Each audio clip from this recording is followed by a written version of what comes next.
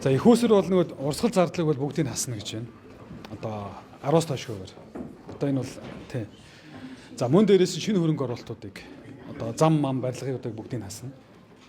За мөн дээрээс нь зарим тоног төхөөрөмжүүд, зарим одоо нөгөө төсөв захирагчдын зардлуудыг, за зураг төсөл нь бол магадлангаар ороогүй байгаа. За ийм метаг байгаа зарим хөрөнгө оруулалтыг хасна. Гадаад зээлийн ашиглалтыг бол тодорхой хэмжээгээр одоо бууруулна. Тэгэл ийм одоо олон эффекттэй ийм үзүүлэлт. Нөгөө талд нь бол одоо ингээд цалин нэмэгчээр инфляц өснө гэж байгаа. Энэ бол нэг салбарын цалингийн асуудал гэж байгаа шүү.